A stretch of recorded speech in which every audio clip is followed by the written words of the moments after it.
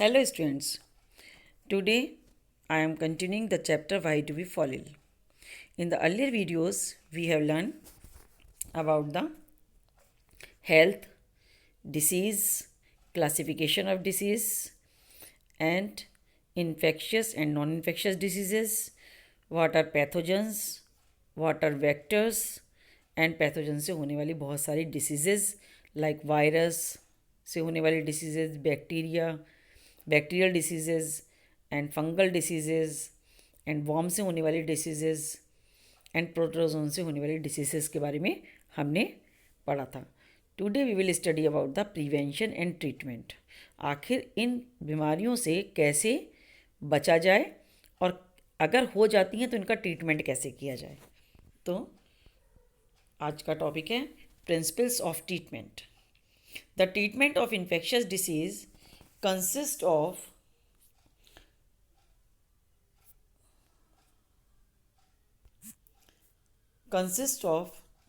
two steps. They are to reduce the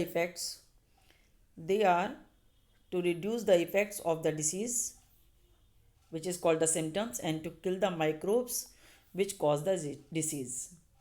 ठीक है, दो तरीके से हम इसका ट्रीटमेंट करते हैं. दो तरीके के ट्रीटमेंट होते हैं. First, to reduce the effect of the disease. This can be done by taking medicines to bring down the effects of the disease like fever, pain और loose motion etcetera, and by taking bed rest to conserve our energy. Means जैसे कि आपने देखा होगा, आपके अगर headache हो रहा है तो आप क्या होता है, एक पेन किलर ले लेते हैं. पेन किलर क्या करता है, आपके उस पेन को रिड्यूस कर देता है. ऐसा नहीं कि आपका पेन ख़त्म हो जाता है पर आपको फील नहीं होता. ठीक है, तो वो रिड्यूस कर देता है. या फिर आप बेड रेस्ट करके अपनी एनर्जी को दोबारा से कंजर्व करते हैं. या तो ये जो तरीका है इसको कहते हैं to reduce the effect of the disease. इसमें हम किसी जर्म्स को मारते नहीं हैं बल्कि जो इफ़ेक्ट हो रहा है उसको कम करने के लिए ट्रीटमेंट करते हैं. एक नेक्स्ट होता है second, to kill the microbes. इसमें जो जर्म्स हैं हमारी बॉडी के अंदर जो पैथोजेंस पहुंच गए हैं उनको मारते हैं. ठीक है, उनको किल करते हैं. जैसे कि मलेरिया में या कोई भी हमें बैक्टीरियल डिसीज़ है तो उसके लिए हम एंटीबायोटिक खाते हैं. तो एंटीबायोटिक क्या करती है, उन बैक्टीरिया को किल कर देती है. ठीक है, तो this can be done by taking suitable antibiotics and drugs which kill the microbes and the disease is cured. तो दो तरीके का ट्रीटमेंट होता है. दो तरीके से ट्रीटमेंट किया जाता है, या तो उसके इफेक्ट को रिड्यूस करके या जिस पैथोजन से वो हुआ है उस पैथोजन को किल करके. ठीक है, तो दो तरीके के प्रिंसिपल ऑफ ट्रीटमेंट होते हैं. Next is principles of prevention. बीमारी ना हो उसके लिए हमें क्या रोकथाम करनी चाहिए, हम पहले से ही क्या प्रिकॉशंस लें जिससे हमें बीमारियां ना हो. There are two ways of prevention of infectious diseases. They are general ways and specific veg.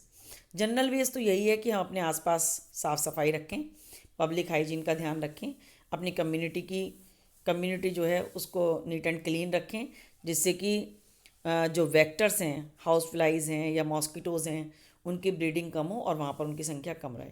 ठीक है, तो ऐसी जितनी भी डिसीजेज हैं, public hygiene is most important for prevention of infectious diseases. Proper and sufficient food for every one will make people healthy to resist infection. ठीक है, उनको सबको प्रॉपर फूड मिले, सफिशिएंट फूड मिले, जिससे कि वो किसी भी इन्फेक्शन से अपने आप को बचा सकें, हेल्दी रह सकें. Airborne diseases can be prevented by living in conditions that are not crowded. जितने भी एयरबॉर्न डिसीज हैं, जैसे आजकल कोरोना फैल रहा है, तो हमें क्राउडेड वाली जगह पर नहीं जाना चाहिए जहाँ पर भीड़ ज़्यादा हो. वाटर बॉर्न डिसीजेज से हम कैसे बच सकते हैं कि हम सेफ ड्रिंकिंग वाटर पिएं, जैसे आरओ वगैरह लगा लें तो वाटर हम अपना क्लीन करके पिएं. और जो वेक्टर बॉर्न डिसीजेज होती हैं can be prevented by providing clean environment. अपने आसपास का एनवायरनमेंट क्लीन रखें, जिससे रुका हुआ पानी ना हो कहीं पर, जिससे कि मॉस्किटोज़ जो उसमें एग्स ना दे सकें अपने, या कोई भी गंदी चीज़ ना पड़ी जिस पे कि हाउस फ्लाइज अपने एग ना दे सकें. तो इस तरह से इनकी संख्या हमारे आसपास कम रहेगी. एक होता है स्पेसिफिक वेज. फिर से देखिए जनरल वेज क्या होता है. जनरल वेज में हम पब्लिक हाइजीन का ध्यान रखते हैं. इसके तीन तरीके से ये बीमारियां फैलती हैं, या तो एयरबोर्न या वाटर बॉर्न या फिर वेक्टर बॉर्न. तो एयरबॉर्न डिसीज़ के लिए तरीका ये है कि हम क्राउडेड जगह पर ना जाएं जब ये बीमारियां फैलें, जैसे कि कोरोना में आजकल मना करा गया है कि सोशल डिस्टेंसिंग का ध्यान रखें। बिल्कुल इसी तरीके से वाटर बॉर्न डिसीज़ में हम क्लीन करके पिए वाटर को, और वेक्टर बॉर्न डिसीज़ में अपनी कम्युनिटी की नीट एंड क्लीन या कम्युनिटी हाइजीन का ध्यान रखें। नेक्स्ट आता है specific way of prevention. Specific way of prevention में आता है कि हम अपनी इम्यूनाइजेशन को या इम्यूनिटी को स्ट्रॉन्ग करें। ठीक है, इसका एक तरीका होता है वैक्सीन, कि हम किसी भी बीमारी से रिलेटेड जो बीमारी ज़्यादा जानलेवा हैं और क्रॉनिक डिसीजेज़ हैं, उनके लिए वैक्सीन तैयार करी जाती है। जैसे आजकल कोरोना की वैक्सीन के पे बहुत वर्क चल रहा है, और जो पहले से ही हमारी वैक्सीन लगाई जाती हैं, जैसे कि आपने डीपीटी की वैक्सीन सुनी होगी, या पोलियो की ओरल वैक्सीन पिलाई जाती है, ओरल ड्रॉप्स। ठीक है, बच्चों को पिलाई जाती है जिससे कि पोलियो ना हो। ऐसे ही टिटनेस की या टीबी की वैक्सीन होती है जो छोटे से बच्चों को ही लगा दी जाती है, मीज़ल्स की, पोलियो की, तो ये सब वैक्सीन्स होती हैं।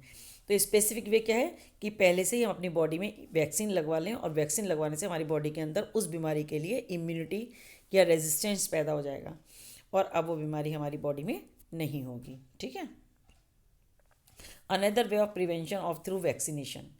अब वैक्सीन होती क्या है? वैक्सीन क्या होती है कि जिस बीमारी के लिए हम वैक्सीन लगवाते हैं, उसी बीमारी के जर्म्स को वीक करके हमारी बॉडी में डाला जाता है, तो हमारी बॉडी में उनसे लड़ने के लिए एंटीबॉडीज़ तैयार हो जाती हैं।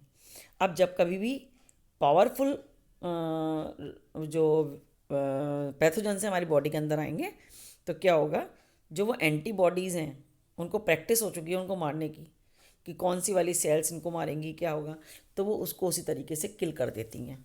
तो हमारी बॉडी में उस जर्म्स के लिए या उस पैथोजन के लिए इम्यूनिटी पैदा की जाती है। तो a vaccine is a biological preparation used as a preventive inoculation to confer immunity against a disease. The preparation usually employs an innocuous form of the disease causing agents, which is in the form of killed or weakened bacteria or viruses. A vaccine may also be composed of the toxin or surface proteins of the infecting organism. Prevention methods of some common diseases. अब आपके course में कुछ diseases हैं जिनके बारे में हमें पूरी किससे वो कौन से और पैथोजन से वो फैलते हैं, कौन सा वेक्टर उनको लेके आता है, क्या क्या उनके सिम्टम्स हैं, और क्या क्या उनके प्रिवेंशन, क्या क्या उनकी मेडिसिन हैं। तो आज मैं 2 के बारे में बताऊंगी, और नेक्स्ट वीडियो में मैं और जितनी भी आपकी डिसीज़ बची हैं उनके बारे में बताऊंगी, और वो लास्ट वीडियो होगी इस चैप्टर की। ठीक है, तो पहला है टाइफाइड। टाइफाइड के लिए हम क्या करेंगे? टाइफाइड कैसे होता है?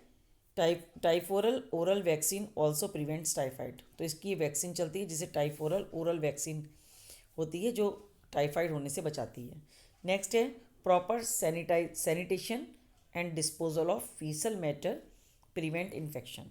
मतलब जितना भी वेस्ट मटेरियल है या फीसल मैटर है, वो उससे इन्फेक्शन फैलता है, और उसको साफ़ सुथरा रखा जाए, और कहीं पर भी पानी, गंदा पानी या सीवेज का पानी रुके ना। ठीक है, नेक्स्ट आता है tab vaccination provides immunity for 3 years. 3 साल तक इसकी वैक्सीन 1 to 3 ईयर्स तक दी जाती है, जिससे कि ये नहीं होता। नेक्स्ट आता है डायरिया।